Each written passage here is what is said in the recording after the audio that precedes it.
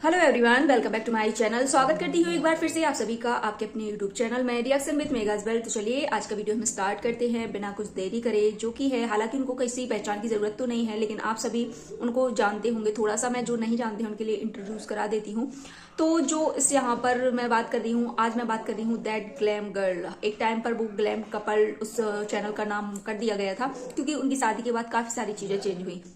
तो मैं आज बात कर रही हूँ हिमांशी के बारे में। बिल्कुल, तो उनके वीडियो मैं बताऊं तो यहाँ पर ब्यूटी से रिलेटिव आते थे, और उनका काफी ज्यादा फैशन में, ब्यूटी में, इस चीज में, क्योंकि वो काफी ज्यादा पुरानी यहाँ पर क्रिएटर थी। और मान लो 4-5 साल पहले भी शायद सबसे पहले उनके ब्यूटी हैक्स वगैरह यहाँ पर आते थे, और जब भी हम यहाँ पर कुछ सर्च करते थे तो सबसे पहले उनका वीडियो हम सभी को दिखाई देता था। हालांकि जो अब उनकी लाइफ में चल रहा है उसी के बारे में मैं बात कर रही हूँ, तो मैंने सोचा थोड़ा सा उनके लिए इंट्रोड्यूस करा दूं, ताकि जिन लोगों को पता नहीं हो इस मैटर के बारे में, इस चीज के बारे में, इन बातों के बारे में, आप सभी को क्लियर हो जाए। तो बस उसके बाद उन्होंने अपना कंटिन्यू करा सारी चीजें। इसके बाद उनकी अभी कुछ टाइम पहले दो साल हुआ होगा उनकी शादी हुई लखनऊ में। उनके पति का नाम था ऋषि, है ना।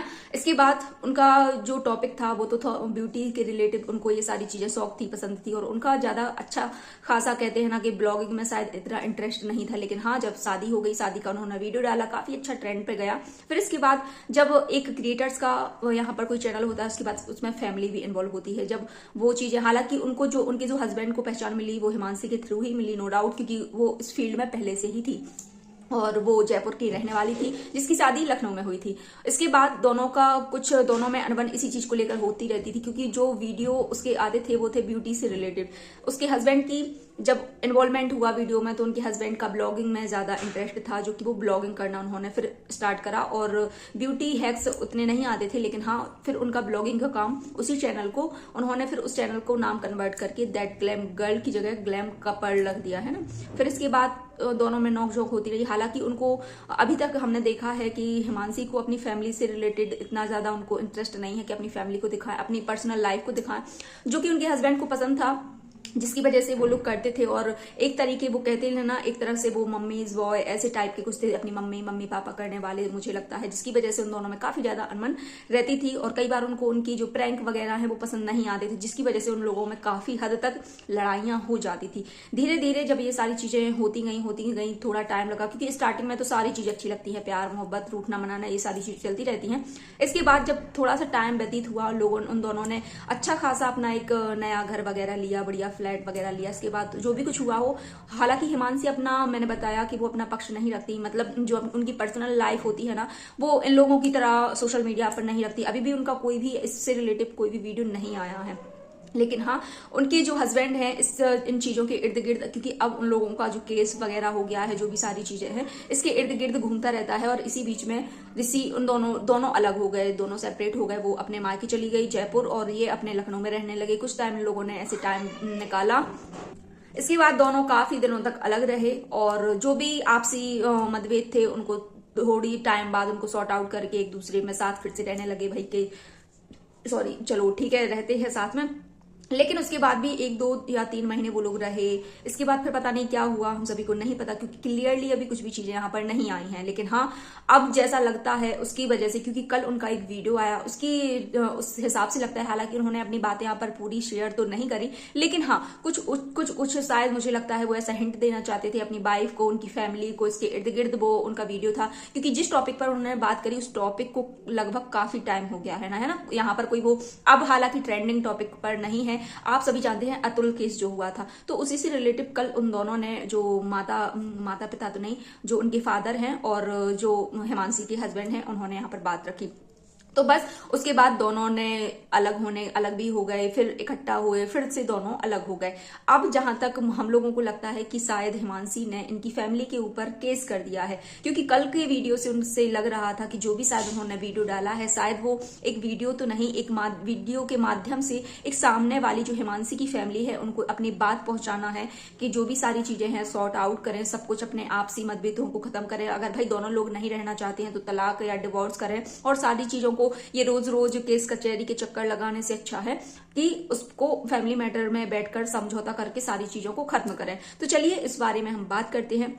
तो बस ये इंट्रोड्यूस मैंने सबको करा दिया। इसके बाद जो कल ऋषि का वीडियो आया उनके हस्बैंड का, हालांकि हिमांशी, मैंने बताया, कभी भी अपनी बात यहाँ पर नहीं रखती हैं। इस इन चीजों में तो इनफैक्ट बिल्कुल भी नहीं। कभी कभार उसके ब्लॉग्स आ जाते हैं और उसने फिर से अपना नाम चेंज कर कर वही सारे जो उसका नाम था उसी की वो वीडियो डालती है, उसी का सब कुछ करती है। और दोनों अभी फिलहाल में अलग हैं, लेकिन हाँ सुनने में ये आ रहा है, जो कि कल के वीडियो से मैं समझ पा रही हूँ कि शायद हो सकता है कि ऋषि के ऊपर और ऋषि की फैमिली के ऊपर उसने केस करा है हिमांशी ने।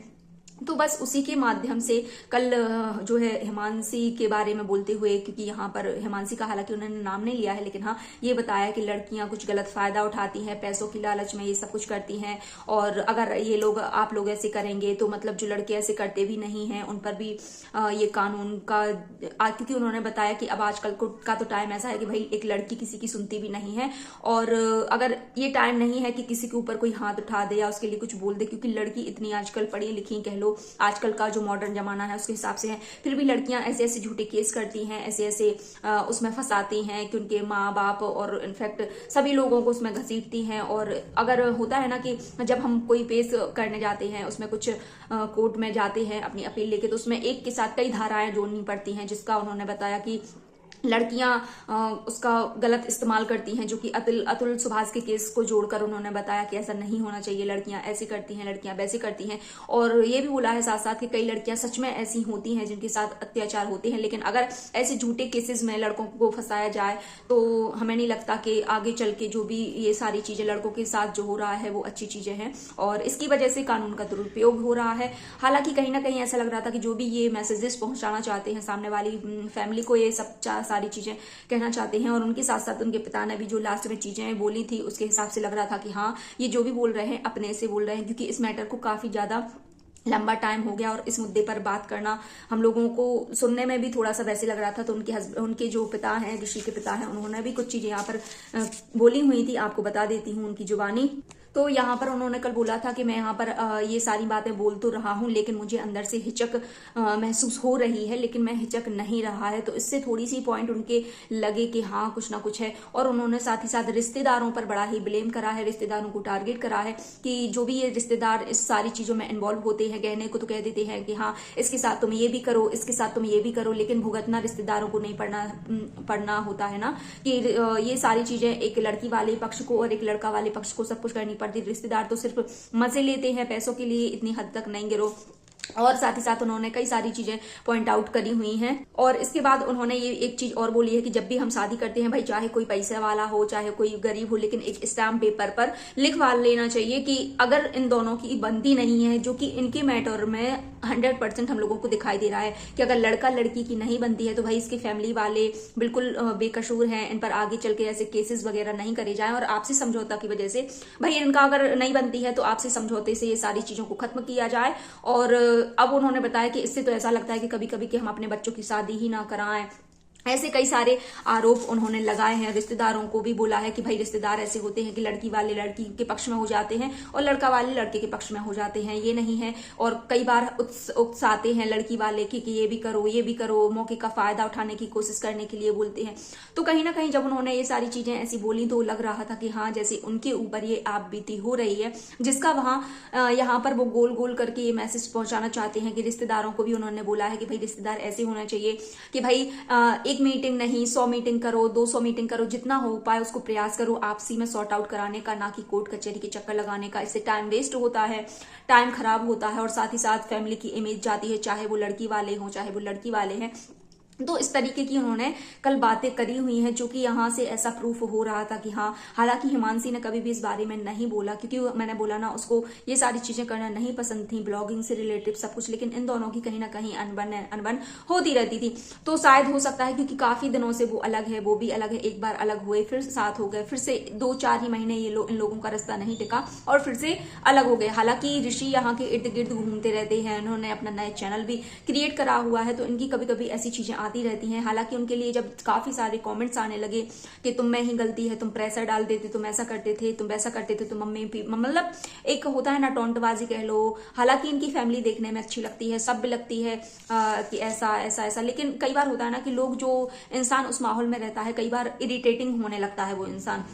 तो जरूरी नहीं है कि जो आपके घर का इनका माहौल था उस माहौल में वो अच्छे से सेट नहीं हो पाई, हिमांशी अच्छे से सेट नहीं हो पाई, इसको कहीं ना कहीं ऑकवर्ड सा लगता था, इस वजह से क्या चीजें थी। हालांकि ये सारी चीजें आई नहीं है, लेकिन हाँ कल के वीडियो से ये कंफर्म तो हो गया है कि जो वो मैसेज देना चाहते थे वो एक हिमांशी के लिए ही था। शायद हो सकता है हिमांशी ने उन पर केस करा हो, और रिश्तेदारों पर उन्होंने बड़ा आरोप लगाया है कि रिश्तेदार ऐसे होते हैं कि एक साथ कराने की जगह उन लोगों को इतना भर देते हैं, लड़की वाले को हो या लड़के वाले को इतना भर देते हैं कि और वो उल्टा करती जाती है। और उसने ये भी बताया कि बच्चे इतने उनको इतनी समझ नहीं होती है ना, वो अपने आक्रोश में आकर ये सारी चीजें कर जाते हैं। लेकिन परिवार वालों को समझना चाहिए, उनके बड़ों को समझना चाहिए कि क्योंकि हर फैमिली में बड़े होते हैं, दोस्त यार, ऐसे ऐसे रिलेटिव्स होते हैं जो जिन्हें जिंदगी का तजुर्बा होता है।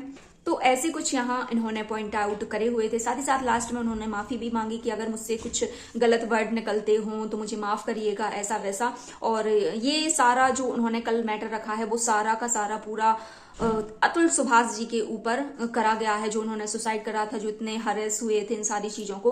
हालांकि उन्होंने करा, उनको ऐसा बिल्कुल भी नहीं करना चाहिए। और जिस भी फैमिली में ये सब हो रहा है तो उन्होंने बताया कि ऐसी लड़कियां कैसे उल्लंघन करती हैं इस कानून के दायरे को, इतना वो करती हैं कि जिसके साथ कुछ करो भी नहीं, जिसके साथ ऐसा हुआ भी नहीं, वो भी झूठे झूठे केसेस में बंदों को फंसाते हैं। तो लड़कों को सुनना चाहिए। और कल के वीडियो में मैंने देखा काफी सारे लोग उनको कॉमेंट कर रहे थे, इतने भर भर के उनके वीडियो में कॉमेंट्स आए कि भाई आप गोल गोल बातें मत करिए, अगर आपके साथ ऐसा, क्योंकि दूसरों से उन्होंने अपील करी है कि अगर किसी के साथ ऐसा कुछ हो रहा है तो आप अपनी बात रखिए। तो लोगों ने उनको बताया है कि अगर आपके साथ ऐसा कुछ हो रहा है तो पहले आप भी बात रखिए, आप अपना यहाँ पर गोल गोल मत घुमाइए अगर आपके साथ कुछ हुआ है।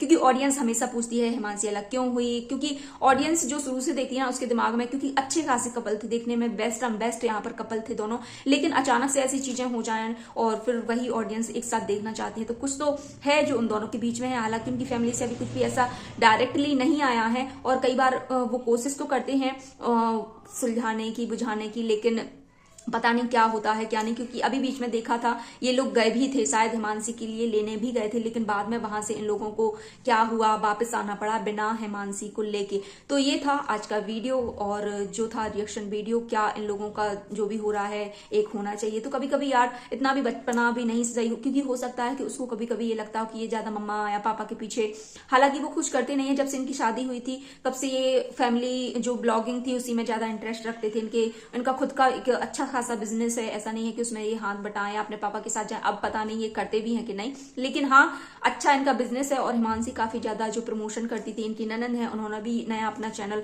बना लिया था। तो भाई वही है कि वो आई, इनको एक फेम दे के गई और चली गई, फिर बाद में उसने केसेस वगैरह करे, क्या करे। लेकिन हाँ कल के वीडियो से एक लग रहा था कि हिमांशी ने कुछ तो करा है ऐसा, और अभी भी ये दोनों अलग हैं। तो जो भी कल का वीडियो था शायद वो कहीं ना कहीं उसी के लिए डेडिकेटेड था कि वो समझे चीजों को, और जो भी अगर नहीं रहना है तो दोनों बैठकर सॉर्ट आउट करे, कुछ ऐसा मैसेज उन्होंने दिया हुआ था। तो चलिए आज का वीडियो आई होप आप सभी को अच्छा लगा होगा। सो प्लीज प्लीज प्लीज यार आप सभी से दिल से रिक्वेस्ट है कि अगर वीडियो अच्छा लगे तो प्लीज वीडियो को लाइक करिएगा, और कॉमेंट भाई आपके लिए ही है, कमेंट करके जरूर दीजिएगा क्या आप लोग भी देखते हैं उनके व्लॉग्स या कुछ भी। तो बिल्कुल मैं देखती हूँ, मुझे पता है, और ये मेरा शायद है पहला वीडियो है उसके ऊपर। हालांकि मैं उसे काफी दिनों से फॉलो करती आ रही हूँ, इसलिए मुझे सब कुछ पता है। मैंने उनके फैमिली व्लॉग्स देखे हैं, सबके देखती हूँ।